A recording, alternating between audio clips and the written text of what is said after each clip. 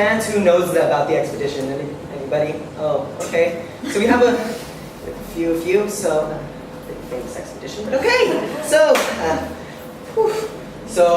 I'm just going to be doing a quick rehash over what we did, because I'm going to be going back to NASA and doing this again, so this is kind of like my test run. So this is what I'm going to be going over. So this is the ship that NASA gave us, and not to scale. It's not half the size of the Earth, but it fit 5 people, and it's newly built, and so it's completely ready with all the things we're going to need, all of the amenities, and we were actually quite comfortable, so I'm very happy with NASA that they did that for us. Okay, so if you're wondering what Sol is, Sol means day or sun in Latin, and it's NASA's way, when you're in space, of saying a day. So this is day 2 of our expedition. Liftoff! So I'm just going to read over my space log. So we made it. Okay. So we have a 350-day journey ahead of us. The ship goes pretty fast, and we have a lot of things to work on. We have so much to do, and I can't wait to get started. The crew's looking great. We're ready. So, just what I'm part of. So NASA, our specific group of NASA is, they started this new program called MPX, the Mid-Pacific Exploratory Program. So all of the people are from Hawaii. We're in the middle of the Pacific, Mid-Pacific, and we're exploring Mars. NASA's smart. So this is the program we're part of. This is what we're doing. So this is all part of our MPX program that we're going to be going through. Sol 10. We have a very long voyage ahead of us. We have lots of planning to do. The world has become overpopulated, and we're searching for new areas, and so we're hoping to colonize Mars, and we have a lot of planning to do, because I don't know if you've ever set up a colony on another planet, but not easy. So, like I said, the Earth has become overpopulated. We've kind of destroyed a lot of things. The Hawaiian Islands aren't the only islands. We have man-made islands everywhere, and we have so many people, as you can see. And so we started a colony on the moon. Quite nice. Wouldn't you like to live there? Yeah, I have a friend that lives there. Joe, good guy. So this is our colony on the moon, and I know it seems like it's pretty empty, only one lonely kid on the beach, but it's actually, that has become overpopulated because the moon, as we all know, not that much bigger than Earth itself, not as big at all. So that got overpopulated, we need to move on to Mars. Lots to do, lots of time. So like I said, we have 350 days, so this is just what we need to do. Okay, we have to make a colony on Mars. This takes a long time. We need to do a lot of planning. And so what we're going to do when we get there is we're going to create systems that can work on Mars. This is for the builders that are going to be there to create our colonies. So we have lots of planning to do, and we're all smart people. We have really smart people on our team. There's the captain. We have the botanist Cody. We have our documentarian Dan. He's helping me with these space logs. I don't know how all of this works. Lots of really scary buttons. We have our builder Ian. He's also our ship mechanic, so he's going to be taking care of a lot of the systems for us. And we have our chef or nutritionist Olivia, making sure we stay alive and don't get space scurvy. So like I said, we have a lot of planning to do, so this is a plan for the cooking competition for when we get back from Mars. See, the whole thing about Mars is that we need to make food that will be healthy and also taste really good just for the workers while they're building the colony until we can get an actual mass farm set up on Mars. So we're all planning, and our poor ship mechanic, he got kind of sick. So get well soon, Ian. You can do it. So this is all of our plan for when we get back. We're going to take the food back, we're going to put it in cryogenic stasis so that it keeps all of its freshness. Don't know how they do it, ask NASA. They have emails. And so we're preserving their taste and their flavor and their nutrition, and we're bringing it back to Earth, and we're creating meals, and we're putting it in front of judges. So this is our planning for the whole scene and what we're going to be doing. Sol 124. Almost there, almost halfway there. Guys, we almost made it. We're not done with the planning yet. We still have so much to do, we have still so much to go, and I don't know how we're going to do it, but we're on a good track. We have a great team.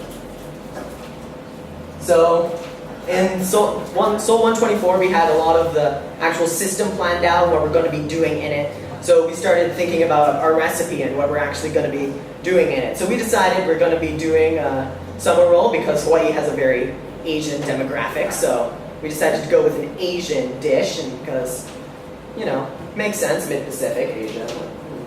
You can see the links. And so here we have all of the vegetables we're going to be using. So we only are growing a few things. It's just a test run. We still have koala 6, 7, and 8 to really do all of the tests. So we're only doing a few vegetables. We grew some tomatoes, green onions. We have butter lettuce. What else do we have on here? We have bell peppers. I don't think it's on here yet. We haven't gotten to that part of the planning yet. So that's just what we're growing just in this one, and let me tell you, we're pretty good. Yeah, here's the other plan that we made. Is it on here? Oh, I think it got cut off at the bottom there. Maybe next screens will be better. So this is quick little titles to all of the dishes we're making, and see, we have growing cilantro. That's what we're growing. We have cilantro. We were going to grow fresh strawberries. We got to Mars. We realized, you know, they don't really go well. So we had Martian strawberries and started walking, talking. Our poor contractor, or not contractor, our builder. Sad day. Mint, gonna start growing that. It came out very unique. They kind of look like pine cones. Butter lettuce grew perfectly fine. It kind of got mutant. It was really big. It was kind of cool. We had lettuce head down. We had tomatoes, green onions, and just more planning that we went over. So that taught us the importance of planning. And so, Sol 241, did I get the right star date here? Oh, Earth Days, 350 Earth Days, Sol 241. How did I become an astronaut? So, we're here! Yes! We're finally here. Time to set up our system. We have all of the parts planned out. We just need to set it up and start growing. I hope all of our plans are going well. We can do this. This is the system and our artificial environment that we created on Mars. A quick little thing. We have a Martian in the background. They come to visit occasionally. Apparently their food isn't that great, and they like Earth food. Hope that doesn't mean humans. So here you can see some of the things we're growing. We have our tomatoes down here. We have lots of bell peppers that they took forever. Bell peppers and Mars do not agree, but they came out pretty good at the end. We have our butter lettuce, like I said, mutant lettuce, and we have our cilantro up here. This is also where we had our strawberries. We were going to put our strawberries, but they bit our builder, so we can only do so much. So, Sol 542, going home. Our time on Mars is over. We're ready to finally go home and start planning and putting the final preparations on our cooking competition. We're going to be going against other people that are going to be from the other NASA projects that are going to other planets. So we have some from going to Venus. No idea how they're going to do it. If you've ever been to Venus, very hot. So we have a bunch of planets that we're going to, and so we're all coming back and we're going to see what happens. So we're finally going home. This is about the time where I should tell you that we had a little mishap on Mars. There was a desert storm, kind of ruined our plants. About springtime on Earth, actually. About when my friends would be on spring break. Convenient. So we had a lot of our plants were kind of not doing so well. When we pulled up our lettuce, the storm messed up all the wiring. Water was gone. It's kind of tragic. And so we pulled up our lettuce. The lettuce itself was healthy. The roots, if you looked at them, they were brown and they were tiny. So good thing we got them right out. Our tomatoes, sadly, didn't make it. So we couldn't have mutant tomatoes. Shame. Darn shame. The day of the competition. So this is where I've ended my space logs because we're actually on Earth right now. So this is just going to be a recount for me. the stress of the competition. We have some of the other leaders that were on the space mission here too. We have Isabel, we have Liam, he's from another group. We have Ben, Kai, Taga. So we have a lot of different people that are here too. And I think they can all tell you the stress coming up for the competition was intense. None of us realized how hard it was actually going to be, and dealing with that stress took a lot. Dealing with the stress caused more stress, oddly enough.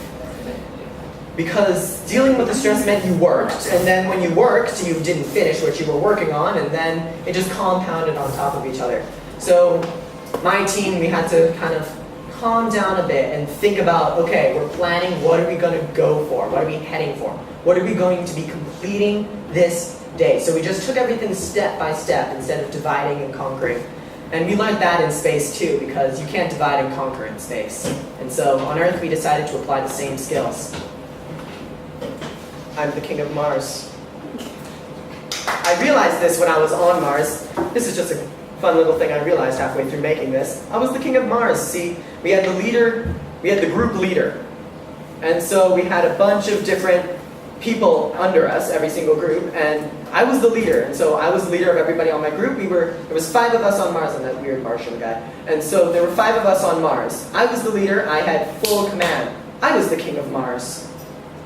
Cool, right? It was cool, right? Right?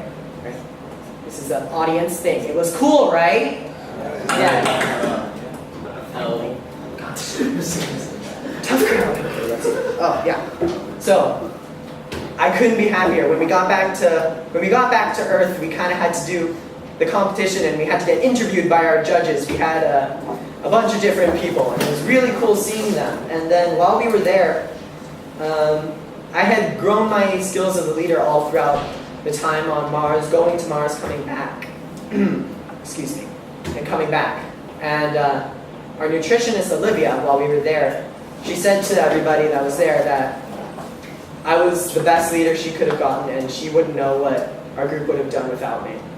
And I can't explain how happy that made me feel, how proud I was that my teammate thought of that of me. And so I think that's my proof that I really grew as a leader. Because I can tell you, the Koala 4 expedition, they wouldn't say that. No, they wouldn't. So thank you so much for being here and for learning with me all the things I went through and all the things I did. And do you think I could do this at NASA? Do you think it would work? Do you think they'd be happy with me? Yes. Yes. Do you want to? You 3, do you think they'd be happy with me? Yes. What an audience! Thank you all.